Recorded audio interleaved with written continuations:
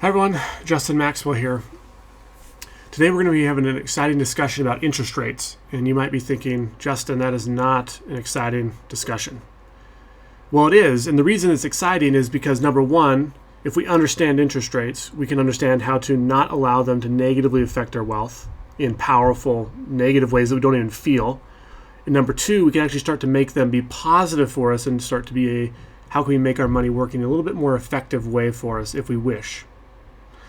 Now, all of the calculations today are going to be coming from a software called Truth Concepts. It's something that you can go online, download the software, and run the same calculations. There's no secrets or hidden things here.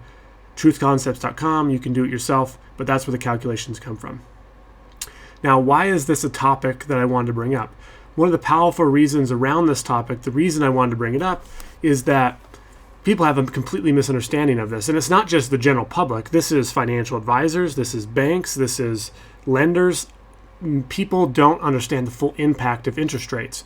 And one of the issues is that we as humans struggle to comprehend percentages. Percentages don't make sense to us. Numbers already, for a lot of people, put people at unease, and it causes misunderstandings. But when you add a percentage to the number, it just adds a level of complexity and it makes it more difficult to understand, and it just has a ripple effect of not understanding. But not understanding can cost us a lot of money, and it can prevent us from making a lot of money. So today I wanted to help us comprehend what is the true difference between interest rates, how can I understand how to avoid negativity around them, and how can I get things working in a positive manner for me. So we're first going to evaluate what's the difference between 4% and 5%. The vast majority of people would just say, that's a 1% difference. We're going to investigate if that is true, and then I'll give you tools to help you start to be able to do this on your own so that you can start calculating what is the true difference between these interest rates and what's the overall impact on my financial situation. So let's dive into this. The way we're going to do this is we're going to compare two bank accounts, a 4% account and a 5% account. So I'm going to put $1,000 into the 4% account. I'm going to wait 30 years, and at the end of that 30 years, I have $3,243. Now, these numbers are purposely small so that we can see just the small impact that percentages have. But this gets proportional as our numbers get bigger. Now let's take a look at the 5% account. In the 5% account, same scenario, I put $1,000 in. I wait 30 years, I now have $4,322. If the statement that the difference between 4% and 5% were true, the difference in the accounts would only be a 1% difference, but they're not. The 5% account has 33.27% more money than the 4% account. How did that happen? What just happened to cause this 5% account to have way more money than the 4% account? And the way we can think about it is to think about it like this. We need to first change the percentage into a dollar because dollars are a little bit more understandable for us. And then once we understand the difference in the dollar, then we can understand the true difference in the percentage, and we'll start to see how did this get 33% bigger from going from a spread of 1. So 4 to 5 is only a 1% spread, but we had a 33% impact. So here's what I think is best. If we had a $100 account and we waited a year at 4%, we'd have $4 in there. If we had a $100 account and we had a 5% account, it'd have $5. So we have a $4 and a $5. That's the difference between those accounts after 1 year. Now, proportionally, the difference between 4 to 5 is 20%. Or another way to say this is 5 is 20% bigger than 4. So the reason that we get 33% more money in the 5% account is because every year we have proportionally 20% more money inside the 5% account, and over time that starts to compound and get bigger, and it causes us to have 33% more money long term. So we have to start thinking about percentages in this manner. 4 to 5 is proportionally a difference of 20%. It's not a 1% difference. It's a proportionate 20% difference, which causes a big impact over time.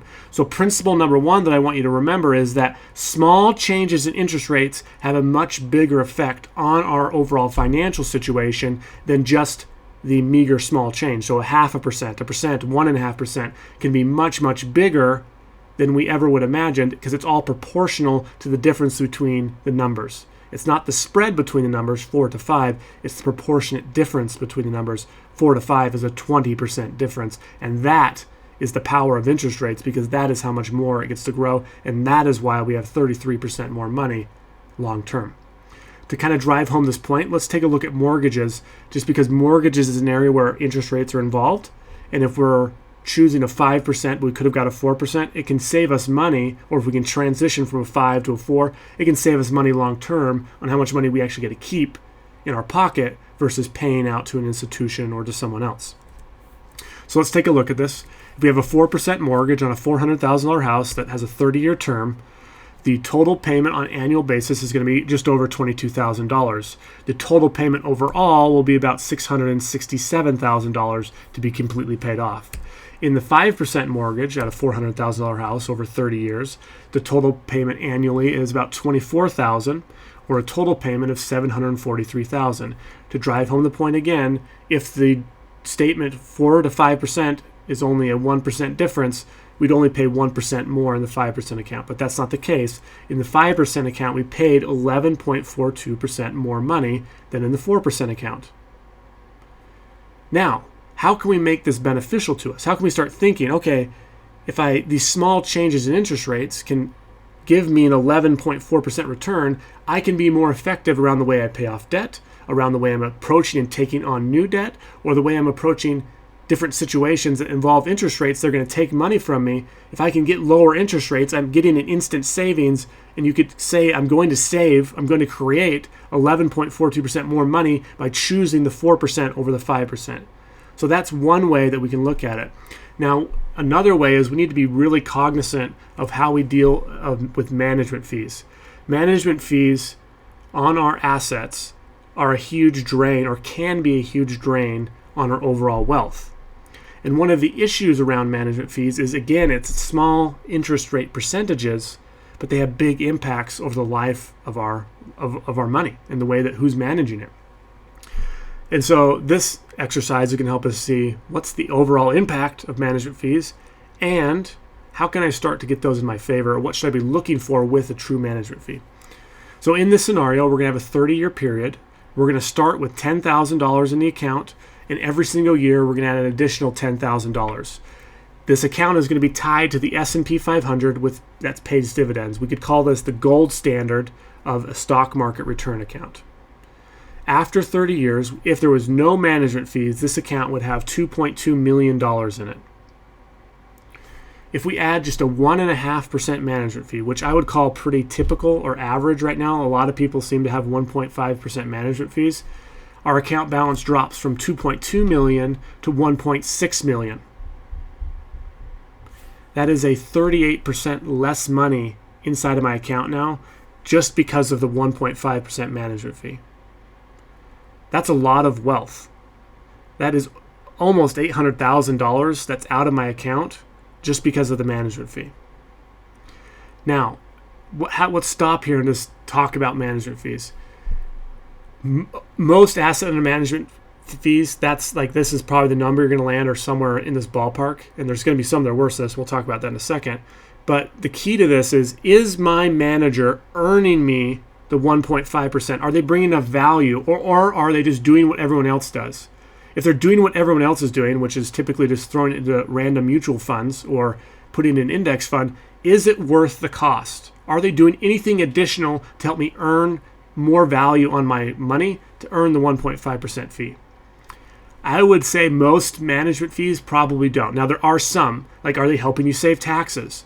Are they putting you into other investments that are less volatile? Are they having a more diversified endowment-style portfolio that reduces volatility? So they're bringing additional value to the table versus just doing what everyone else is doing. Those are the types of things we should be looking for when it comes to dealing with our management fees.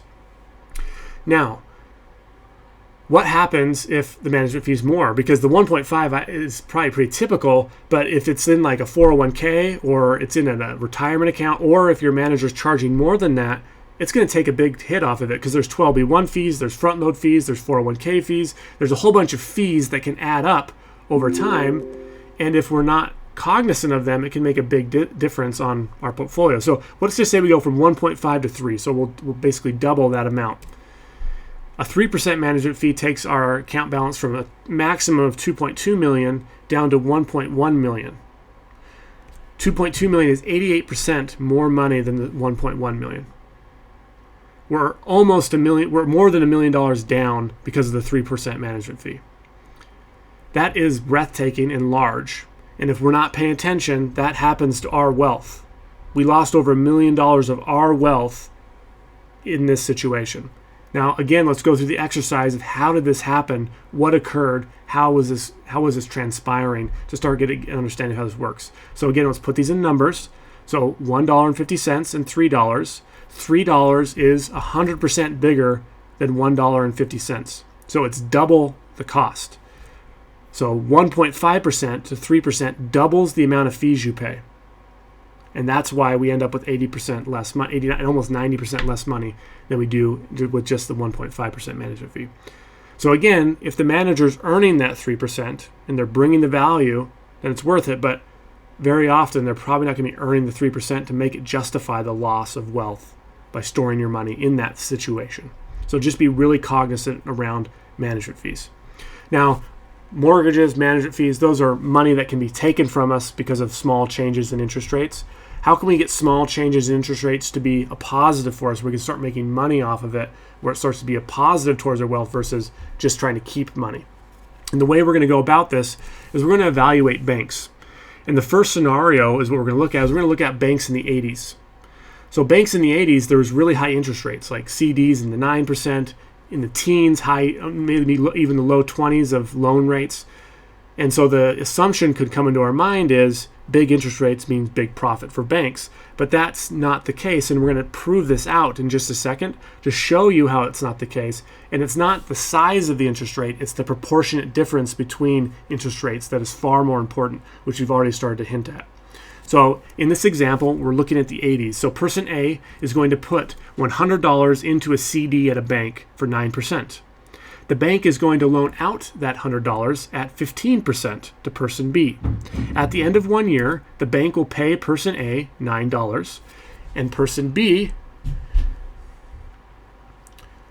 is going to pay the bank $15.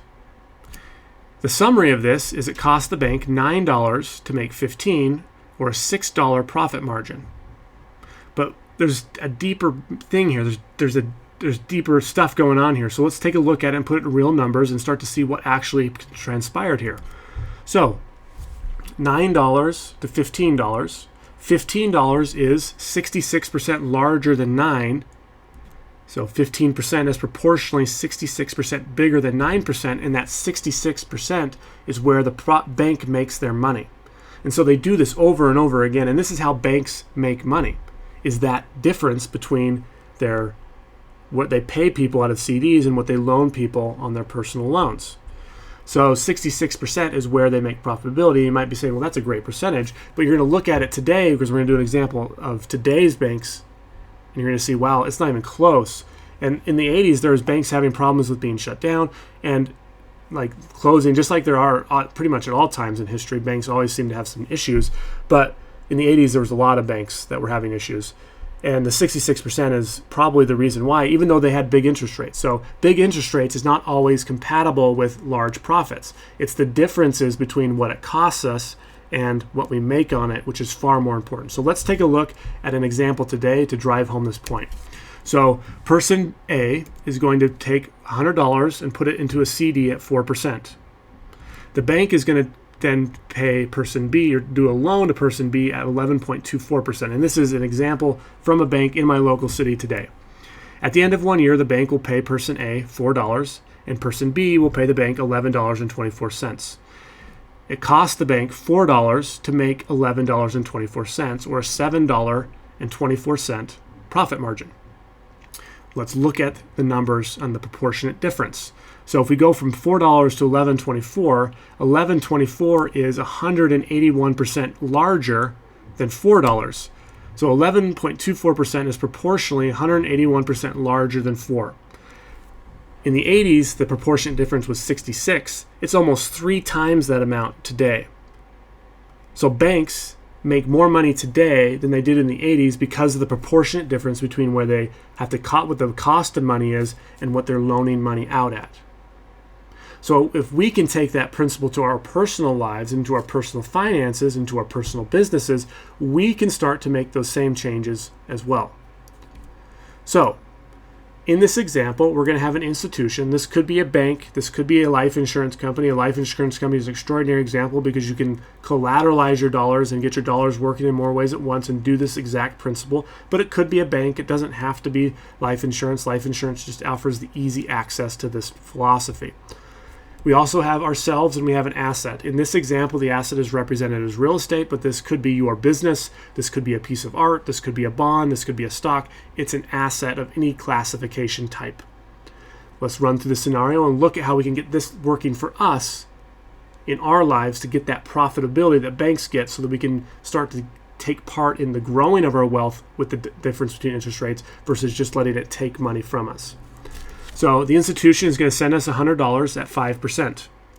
We will take that $100 and we will give it to the asset at 10% with an ROI expectation of 10% to be paid back. After 1 year, the asset will pay us $10 and we will pay the institution $5. In this scenario, it cost us $5 to make 10 or a $5 profit margin. The difference between 10 and 5 is 100%. 10% is proportionally 100% larger than 5, and our profitability on this is 100%, even though it costs us something, just like the banks. And so if we can do this more often and take advantage of these opportunities, we can start getting this positive interest rate arbitrage in our favor. Now, do we always have to do this? No, and it's not always going to be constant like banks do because that's what banks' profession is. But we can do these things and start to get a profitability. Now let's put this into a linear perfect world scenario and look at what happens if we do this over time for a 30-year period, pretty much in a non-stop clip if we just got the 5 to 10 for 30 straight years every year. Okay, cost us $5 to make 10 and we did it for 30 years. What's the difference? How much more money are we going to have if we do that? So we have a 5% bank account. We put $1,000 in. We wait 30 years. And it's $4,322. 10%, $1,000, 30 years, we have $17,449. Now, if the statement that 4 to 5 was a 1% difference, and the statement that 5% to 10% is only a 5% difference, we'd expect a 5% difference in the money, but you obviously see that's not the case here because it's 303% different amount of money inside of the 10% account. So, if we look at this on the past example, where we were costing us 5 to make 10, we are going to create that positive arbitrage where we're going to create, if we did it nonstop, like banks do, 300% more money over time than we would have had we not done anything. Interest rates can be confusing. I hope today that we learned at least something. Number one, that small changes in interest rates have large impacts over time. Now, most of the time that's going to be to help us avoid paying too much in interest, but it also could be getting it positively working for us so we can get that 300% in our favor.